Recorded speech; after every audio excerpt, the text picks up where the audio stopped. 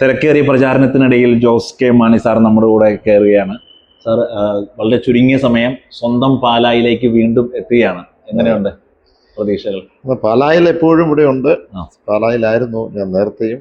അപ്പോൾ പാല പ്രത്യേകിച്ച് നമ്മുടെ ഹൃദയവികാരമാണ്. പാല പിറന്ന നാടാണ്, പാലയുടെ മണ്ണാണ്. ഏക്കാൾ ഇപ്രാവശ്യം നല്ലൊരു പ്രതികരണമാണ് ജനങ്ങളിൽ ലഭിച്ചത്.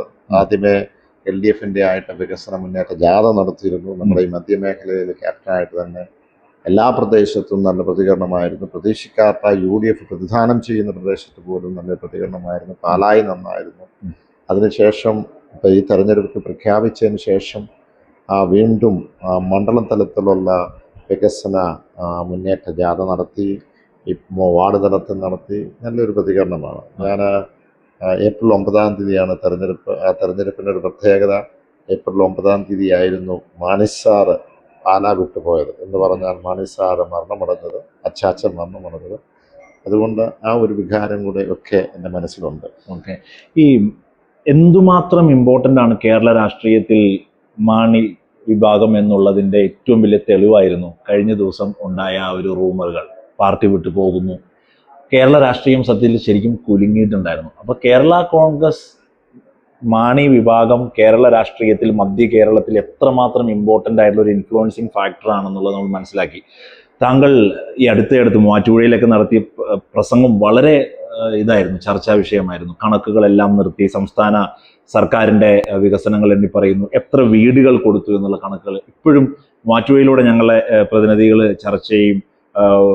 വോക്സ് പോപ്പിലേക്കായിട്ട് വന്നപ്പോഴും ഒക്കെ ആ പ്രസംഗമൊക്കെ ഇപ്പോഴും കഴിഞ്ഞ ദിവസങ്ങളിലൊക്കെ ആളുകൾ എടുത്ത് പറയുന്നുണ്ടായിരുന്നു. ഈ LDFന്റെ വികസനങ്ങളെ കേരളത്തിലെ ജനങ്ങളിലേക്ക് കൺവേ ചെയ്യാൻ തദ്ദേശ തെരഞ്ഞെടുപ്പിൽ സാധിച്ചില്ല എന്ന് LDF തന്നെ വിലയിരുത്തുന്ന ഒരു സാഹചര്യമുണ്ട്. ഈ ചുരുങ്ങിയ സമയത്തിൽ ശക്തമായ നുണപ്രചരണങ്ങളാണ് UDFന്റെ വലത് സൈബറിടങ്ങൾ നടത്തിക്കൊണ്ടിരിക്കുന്നത്. ഇപ്പോഴും വാസ്തവങ്ങളെ തിരിച്ച് മാറ്റിമറിച്ചുകൊണ്ട്.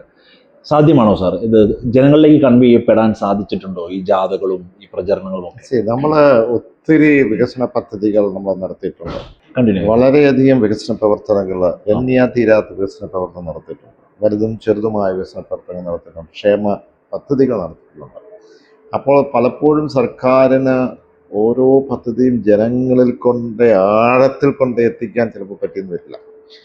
ഉദ്യോഗസ്ഥർ ചിലപ്പോൾ നടപ്പിലാക്കുന്നതും അത്ര ഫലപ്രദമായി ആയെന്ന് വരുന്നില്ല. അവിടെയാണ് രാഷ്ട്രീയ പ്രസ്ഥാനങ്ങൾ, പ്രത്യേകിച്ച് ഭരണത്തിലിരിക്കുന്ന രാഷ്ട്രീയ പ്രസ്ഥാനങ്ങൾ, അവരിടപെട്ട് ഇത് താഴത്തിൽ കൊണ്ട് എത്തിക്കുക എന്നുള്ളതാണ്. അപ്പോൾ എന്താണ് പ്രതിപക്ഷം ചെയ്യുന്നത് എന്ന് വെച്ചാൽ, ഏതെങ്കിലും വികസനം വേണ്ടെന്നല്ല, ഏതെങ്കിലും വികസനം മോശമായെന്നല്ല, ഏതെങ്കിലും വികസനം അത് തെറ്റായിപ്പോയെന്നല്ല, ഇതെല്ലാം ഇവർ സ്വീകരിക്കുന്നുണ്ട്. പക്ഷേ വികസനത്തെ നടത്തുമ്പോൾ അതിൻ്റെ ശ്രദ്ധ തിരിക്കുവാൻ വേണ്ടി ചില ആരോപണങ്ങൾ ഉയർത്തുന്നു എന്നുള്ളതാണ് നമ്മൾ കാണുന്നത്. അപ്പോൾ അങ്ങനെ ഒരു ശ്രദ്ധ തിരിക്കുവാനുള്ള ശ്രമമാണ് എപ്പോഴും പ്രതിപക്ഷത്തിൽ നിന്ന് നമ്മൾ കാണുന്നത്. ഏതൊക്കെയാലും കഴിഞ്ഞ പഞ്ചായത്ത് തെരഞ്ഞെടുപ്പിൽ നമുക്കറിയാം, എപ്പോഴും പഞ്ചായത്ത് തെരഞ്ഞെടുപ്പ് പ്രാദേശികമായ രാഷ്ട്രീയമാണ്. അത് ഒരു ജില്ലയുടെ രാഷ്ട്രീയം പോലുമല്ല, ഒരു സംസ്ഥാനത്തിൻ്റെ രാഷ്ട്രീയം പോലുമല്ല. പക്ഷേ പ്രാദേശികമായ രാഷ്ട്രീയം, പ്രത്യേകിച്ച് ഗ്രാമപഞ്ചായത്ത്, ജില്ലാ പഞ്ചായത്തിൽ കുറച്ച് രാഷ്ട്രീയ സ്വഭാവമുണ്ട്. എങ്കിൽ പോലും പൊതുവെ സ്ഥാനാർത്ഥിയും എവിടെയാണ് മത്സരിക്കുന്നത്, ആരാണ്, അവരുടെ സാന്നിധ്യം, അവരുടെ സ്വീകാര്യത, ഇതൊക്കെയാണ്. പിന്നെ കേരള സംസ്ഥാനത്ത് ഒരു തെരഞ്ഞെടുപ്പിൻ്റെ ആവർത്തനമല്ല മറ്റൊരു തെരഞ്ഞെടുപ്പ്. എപ്പോഴും ഇപ്പോൾ ലോക്സഭയിൽ ഒരു തെരഞ്ഞെടുപ്പിൻ്റെ ഒരു ഫലം ഒരു തരത്തിലായിരിക്കാം, നിയമസഭയിലേക്ക് മറ്റൊരു തരത്തിലായിരിക്കാം. അങ്ങനെയാണ് നമ്മൾ കണ്ടിട്ടുള്ളത്.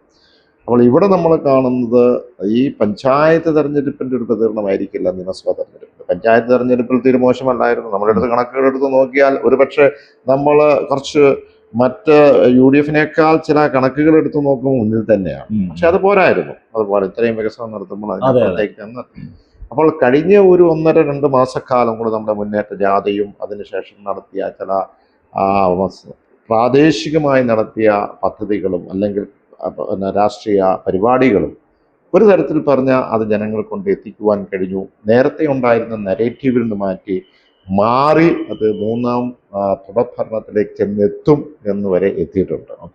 അപ്പോൾ നമുക്കിപ്പോൾ നിയമസഭാ തെരഞ്ഞെടുപ്പ് വന്നു, തെരഞ്ഞെടുപ്പ് സ്ഥാനാർത്ഥികൾ നമ്മൾ മുഴുവൻ തീരുമാനിച്ചു. ഇപ്പോഴും ഒരു കൺഫ്യൂഷനിലാണ് വലതുപക്ഷം പ്രതിപക്ഷം നിൽക്കുന്നത്. ആ തരത്തിൽ നോക്കുമ്പോൾ ഒരു വിശ്വാസം ജനങ്ങൾക്ക് നഷ്ടപ്പെട്ടിരിക്കുകയാണ്. അപ്പോൾ തീർച്ചയായും നമ്മൾ ഈ ചുരുങ്ങിയ സമയം കൊണ്ട് റെക്കോർഡ് ഇട്ടിരിക്കുകയാണ് വികസനത്തിൽ. ചില കണ്ടിന്യൂവേഷൻ നമുക്കൊരു സർക്കാർ കണ്ടിന്യൂ ചെയ്താലേ ചില ബൃഹത്തായ പദ്ധതി പൂർത്തിയാക്കാൻ കഴിയുക. തീർച്ചയായിട്ടും ഞാൻ വിശ്വസിക്കുന്നു അടുത്തൊരു ഭരണം കൂടെ കിട്ടി നമുക്ക് വികസനത്തിൽ വിപ്ലവം സൃഷ്ടിക്കാൻ കഴിയും. തീർച്ചയായും. ഈ പാല മാണിസാർ ഉണ്ടായിരുന്നപ്പോഴാണ് മാണിസാറിന്റെ പാല, അതൊരു പഴയ നെറേറ്റീവാണ്. പുതിയ പാല എന്ന് പറയുന്നത് മാണി സി കാപ്പൻ കൃത്യമായി അതിനകത്ത് വികസന പ്രവർത്തനങ്ങളുമായി മുന്നോട്ട് പോകുന്നു എന്ന് പറഞ്ഞാണ് പ്രചരണം വലത് ഹാൻഡിലുകൾ നടത്തുന്നത്.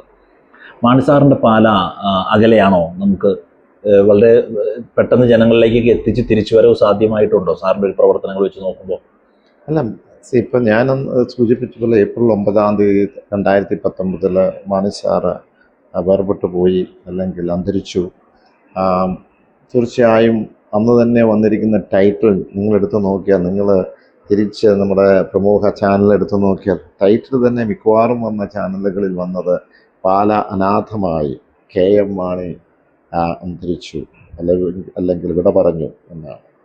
അപ്പം അതിനുശേഷം എല്ലാ അർത്ഥത്തിലും പാല അനാഥമായിരുന്നു കഴിഞ്ഞ ഏതാനും വർഷങ്ങൾക്കിടയിൽ. എന്തൊക്കെ വികസന പദ്ധതികളാണോ നമ്മൾ നടത്തിയത്, എങ്ങനെയാണ് പാലായെ വിദേശത്ത് പോലും മലയാളികളെ അടയാളപ്പെടുത്തി, അതിൽ നിന്ന് താഴോട്ട് പോയി, അതിൽ നിന്ന് തലകുനിക്കേണ്ടി വന്നു. നമ്മൾ തിളങ്ങി നിന്ന പാല ഇന്ന് മങ്ങിപ്പോയി എന്നുള്ളത്. അപ്പോൾ അതിലേക്ക് തിരിച്ചു കൊണ്ടുവരണം എന്ന് കഴിഞ്ഞ 5 വർഷക്കാലം കൊണ്ട് ഇപ്പോൾ ജനങ്ങൾക്ക് മനസ്സിലായി. അത് തിരിച്ചു കൊണ്ടുവരാൻ അതാണ് വേണ്ടത്. അങ്ങനെ ഒരു വ്യക്തി വരണം എന്നുള്ളതാണ് അവരുടെ ആഗ്രഹം.